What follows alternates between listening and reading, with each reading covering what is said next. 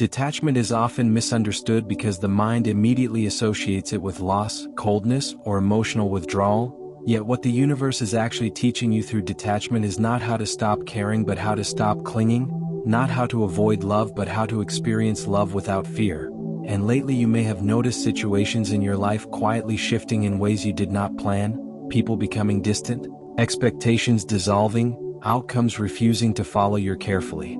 Imagine timelines, and at first this feels uncomfortable because the human instinct is to hold tightly to what feels familiar, to control what feels uncertain, and to resist what feels like it could leave, but the universe does not remove your grip to punish you, it loosens your grip to free you, because attachment is built on the illusion that security comes from permanence while life itself is built on movement. And when you try to anchor your peace to something temporary, anxiety becomes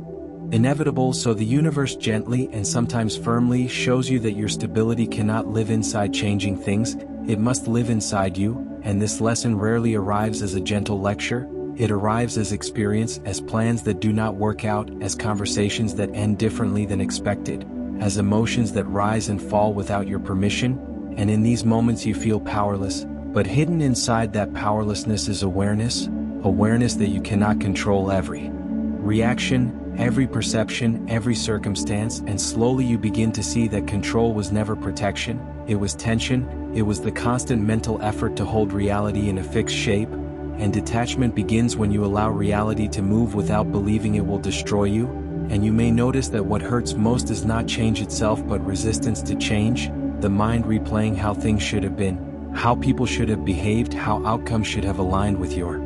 expectations, yet expectation is simply imagination projected onto uncertainty, and when reality refuses to mirror that imagination, suffering appears, not because life is cruel but because the mind refuses to release its script, and the universe teaches detachment by slowly dissolving the script, replacing certainty with presence, and presence feels unfamiliar because it has no guarantees, only experience, and experience asks you to participate rather than predict, to feel rather than judge, to adapt rather than demand, and at first this feels like instability, like standing on moving ground, but eventually you realize the ground was always moving, you were just pretending it was not, and detachment is the moment you stop pretending, you stop negotiating with impermanence and start cooperating with it, you stop measuring your worth by what stays and start discovering your worth in what remains within you regardless of what stays, and this changes the way you love because attached love fears loss while detached love appreciates presence. Attached love demands reassurance while detached love offers understanding. Attached love clings while detached love allows breathing space. And paradoxically, when you stop trying to hold everything tightly, relationships either deepen naturally or release peacefully, and both outcomes bring clarity, because what requires force to remain was never stable, and what is genuine does not need chains, and the universe may be showing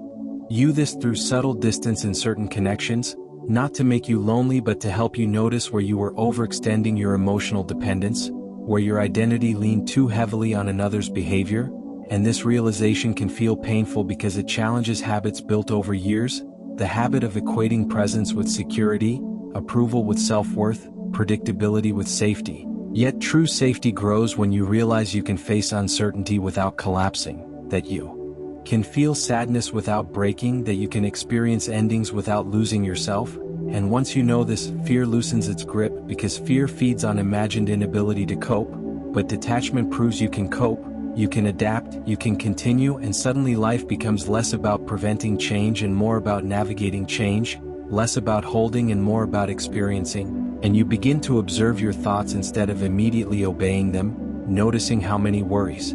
exist only in anticipation, how many emotional reactions come from remembered pain rather than present reality, and this observation creates space, a space between event and interpretation, and inside that space lives freedom, the freedom to respond consciously rather than react automatically, and the universe keeps guiding you into situations where this space becomes visible, delays that teach patience, silence that teaches listening, uncertainty that teaches trust, and gradually you feel lighter, not because life stopped being unpredictable but because you stopped demanding predictability from it, and with that lightness comes gratitude for moments rather than possession of moments, appreciation for people rather than ownership of people, and you realize detachment is not distance from life but intimacy with life as it truly is, because you no longer filter every experience through fear of losing it, you allow it to exist fully while it exists, and strangely this makes experiences richer, conversations deeper, emotions clearer, because you are not distracted by mental contracts about how long they must last, and the universe continues teaching through repetition until understanding stabilizes. You may catch yourself trying to control again, trying to secure outcomes again, and then something small shifts reminding you that peace returns when resistance softens, and slowly detachment becomes less of a practice and more of a perspective. You wake up without the same urgency to manage every possibility, you engage without the same fear of endings, you plan while accepting plans may evolve, and this balance creates resilience, because resilience is not built by avoiding change but by surviving it enough times to trust your ability to meet it, and through detachment you discover a paradox, that letting go does not remove meaning from life but reveals it, because meaning was never in possession, it was in participation, and the universe was never taking things from you, it was teaching you how to experience them without losing yourself in them, how to hold gently instead of tightly, how to care deeply without depending completely, how to love fully without fearing constantly, and as this understanding settles, you notice a quiet peace appearing in ordinary moments, not dramatic happiness but steady ease, a sense that whatever comes you will meet it as you are, without needing to become someone else first, and this is the gift hidden inside detachment, the return to yourself, stable even as everything else moves, calm even as circumstances shift, present even as time passes, because you finally understand that you were never meant to control the flow of life, only to flow consciously within it, and once this becomes clear, you stop asking life to promise permanence and start appreciating its temporary beauty, and in that appreciation there is freedom, and in that freedom there is peace. As this understanding deepens, the universe continues refining your detachment in quieter and more personal ways, not through dramatic endings but through subtle moments where you are invited to pause instead of react, to breathe instead of chase, to accept instead of correct, and you begin noticing how much of your past tension came from the belief that every situation required your intervention, that if you did not act quickly enough you might lose something important, yet now you see that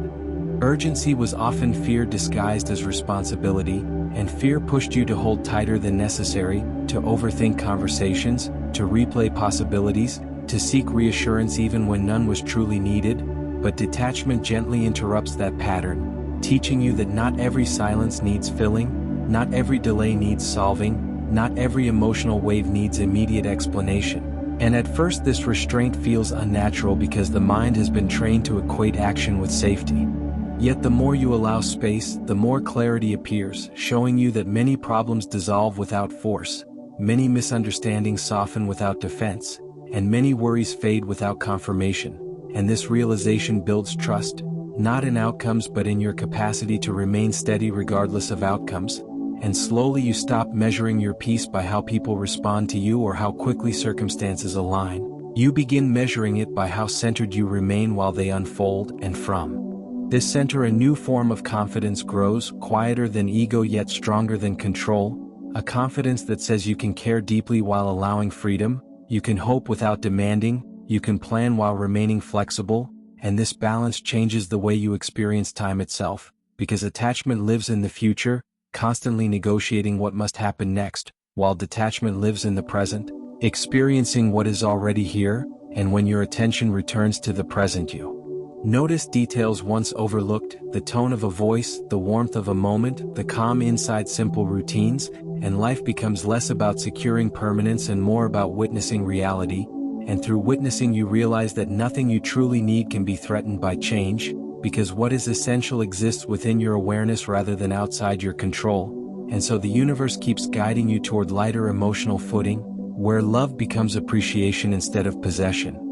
Goals become direction instead of pressure, and identity becomes fluid instead of rigid, and you no longer panic when paths shift because you understand that redirection is not rejection, endings are not erasure, and pauses are not failure, they are adjustments guiding you toward alignment you could not see while holding tightly to old expectations, and with this awareness comes compassion. You judge others less because you